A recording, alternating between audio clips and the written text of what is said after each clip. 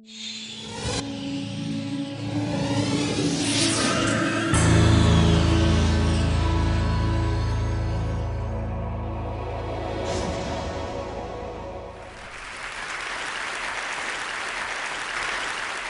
a storyteller, and I would like to tell you a few personal stories about what I like to call the danger of the single story. I grew up on a university campus in eastern Nigeria. My mother says that I started reading at the age of 2, although I think 4 is probably close to the truth. So I was an early reader, and what I read were British and American children's books. I was also an early writer. And when I began to write at about the age of 7, stories in pencil with crayon illustrations that my poor mother was obligated to read, I wrote exactly the kinds of stories I was reading. All my characters were white and blue-eyed. They played in the snow. They ate apples. And they talked a lot about the weather, how lovely it was that the sun had come out. Now, this despite the fact that I lived in Nigeria. I had never been outside Nigeria. We didn't have snow. We ate mangoes. And we never talked about the weather because there was no need to. My characters also drank a lot of ginger beer because the characters in the British books I read drank ginger beer. Never mind that I had no idea what ginger beer was. And for many years afterwards, I would have a desperate desire to taste ginger beer. But that is another story. What this demonstrates, I think, is how impressionable and vulnerable we are in the face of a story, particularly as children. Because all I had read were books in which characters were foreign, I had become convinced that books, by their very nature, had to have foreigners in them and had to be about things with which I could not personally identify. Now, things changed when I discovered African books. There weren't many of them available, and they weren't quite as easy to find as the foreign books, but because of writers like Chinua Achebe and Kamaralaye, I went through a mental shift in my perception of literature. I realized that people like me, girls with skin the color of chocolate, whose kinky hair could not form ponytails, could also exist in literature. I started to write about things I recognized. Now, I loved those American and British books I read. They stirred my imagination. They opened up new worlds for me. But the unintended consequence was that I did not know that people like me could exist in literature. So what the discovery of African writers did for me was this. It saved me from having a single story of what books are. I come from a conventional middle-class Nigerian family. My father was a professor. My mother was an administrator. And so we had, as was the norm, live-in domestic help who would often come from nearby rural villages. So the year I turned 8, we got a new houseboy. His name was Fide. The only thing my mother told us about him was that his family was very poor. My mother sent yams and rice and our old clothes to his family. And when I didn't finish my dinner, my mother would say, "Finish your food. Don't you know people like Fide's family have nothing?" So I felt enormous pity for Fide's family. Then one Saturday, we went to his village to visit. And his mother showed us a beautifully patterned basket made of dyed raffia that his brother had made. I was startled. It had not occurred to me that anybody in his family could actually make something. All I had heard about them was how poor they were, so that it had become impossible for me to see them as anything else but poor. Their poverty was my single story of them. Years later, I thought about this when I left Nigeria to go to university in the United States. I was 19. My American roommate was shocked by me. She asked where I had learned to speak English so well and was confused when I said that Nigeria happened to have English as its official language. She asked if she could listen to what she called my tribal music and was consequently very disappointed when I produced my tape of Mariah Carey. She assumed that I did not know how to use a stove.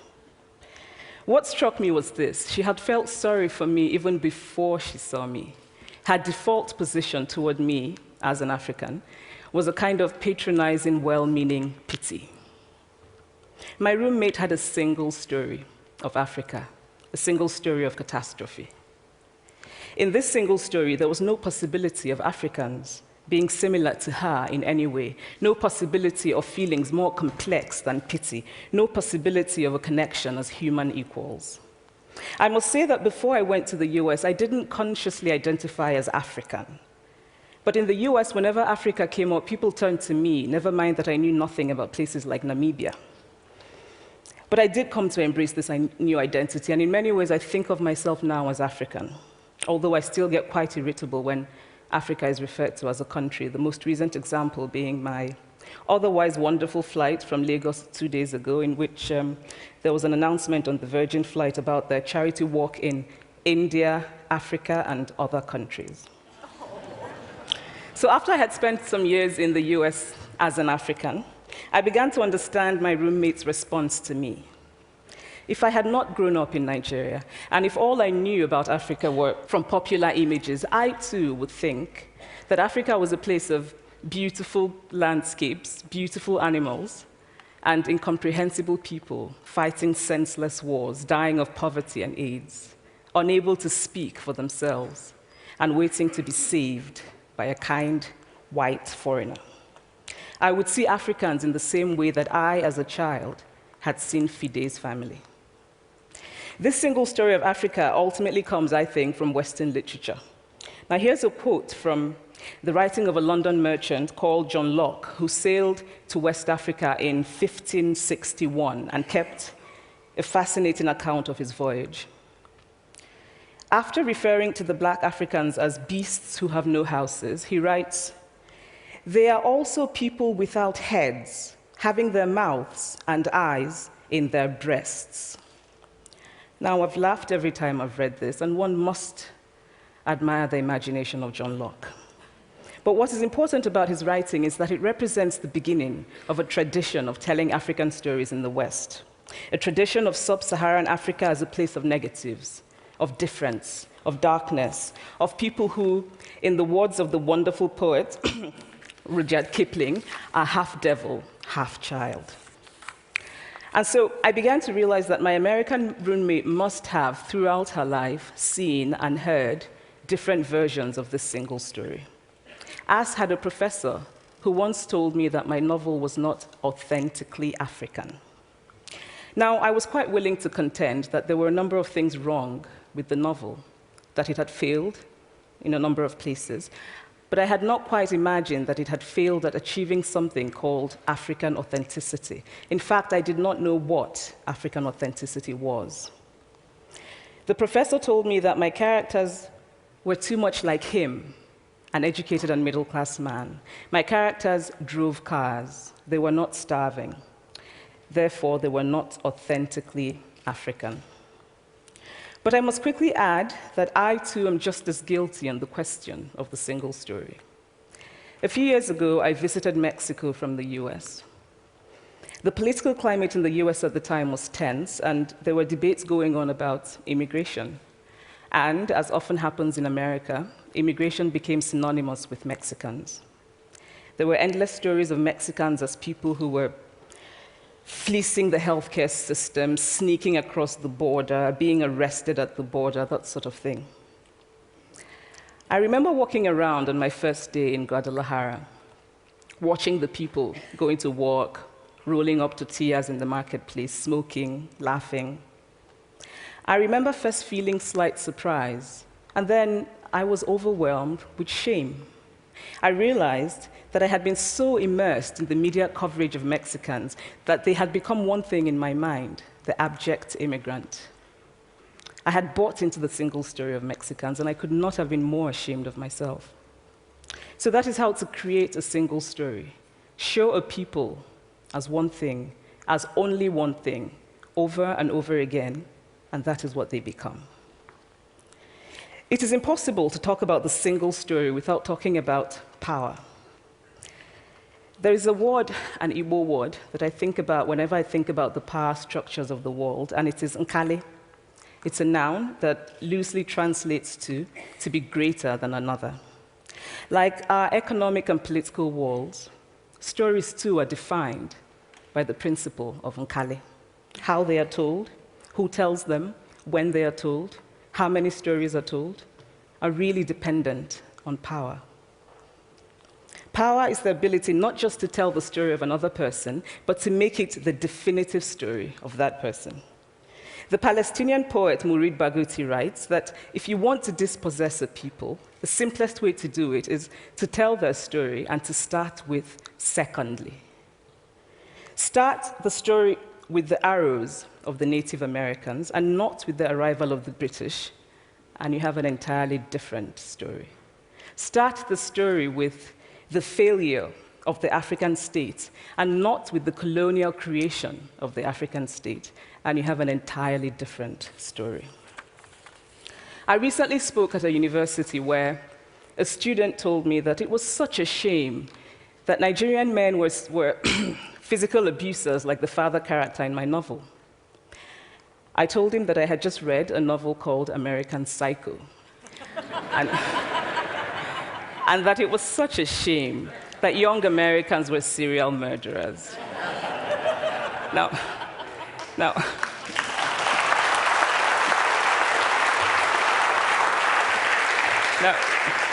obviously, I said this in a fit of mild irritation, but it would never have occurred to me to think that just because I had read a novel in which a character was a serial killer, that he was somehow representative of all Americans.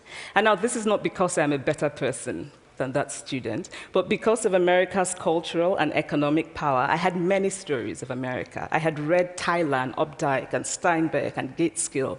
I did not have a single story of America.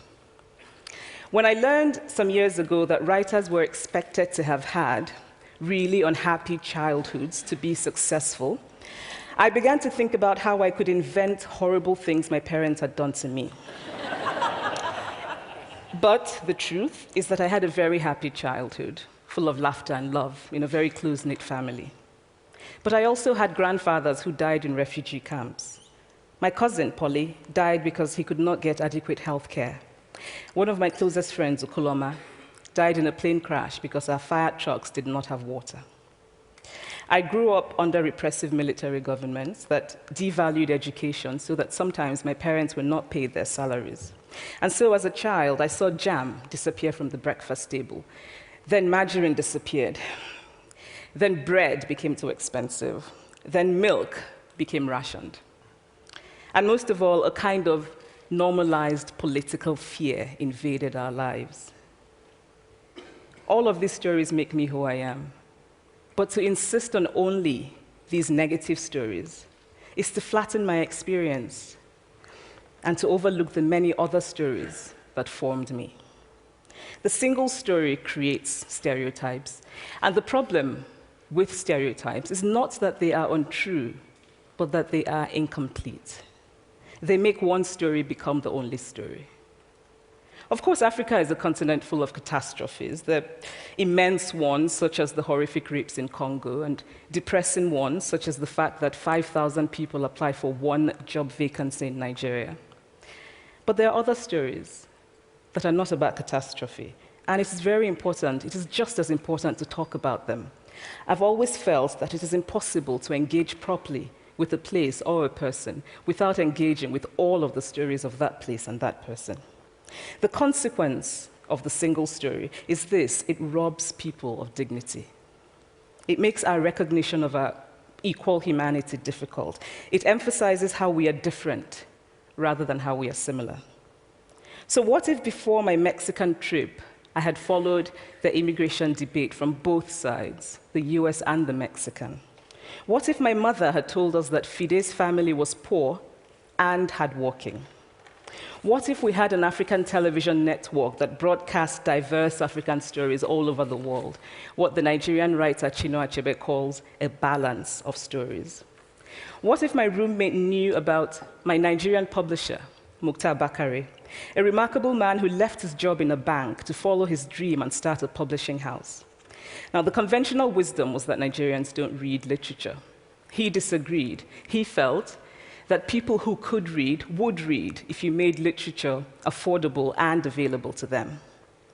Shortly after he published my first novel, I went to a TV station in Lagos to do an interview. And a woman who worked there as a messenger came up to me and said, "I really liked your novel. I didn't like the ending. Now you must write a sequel, and this is what will happen." And she went on to tell me what to write in the sequel. Now, I was not only charmed, I was very moved. Here was a woman, part of the ordinary masses of Nigerians who were not supposed to be readers. She had not only read the book, but she had taken ownership of it and felt justified in telling me what to write in the sequel. Now, what if my roommate knew about my friend, Fumi Yonda, a fearless woman who hosts a TV show in Lagos and is determined to tell the stories that we prefer to forget? What if my roommate knew about the heart procedure that was performed in the Lagos hospital last week? What if my roommate knew about contemporary Nigerian music, talented people singing in English and Pidgin and Igbo and Yoruba and Ijo, mixing influences from Jay-Z to Fela to Bob Marley to their grandfathers? What if my roommate knew about the female lawyer who recently went to court in Nigeria to challenge a ridiculous law that required women to get their husband's consent before renewing their passports? What if my roommate knew about Nollywood, full of innovative people making films despite great technical odds, films so popular that they really are the best example of Nigerians consuming what they produce? What if my roommate knew about my wonderfully ambitious hair braider who has just started her own business selling hair extensions? Or about the millions of other Nigerians who start businesses and sometimes fail, but continue to nurse ambition?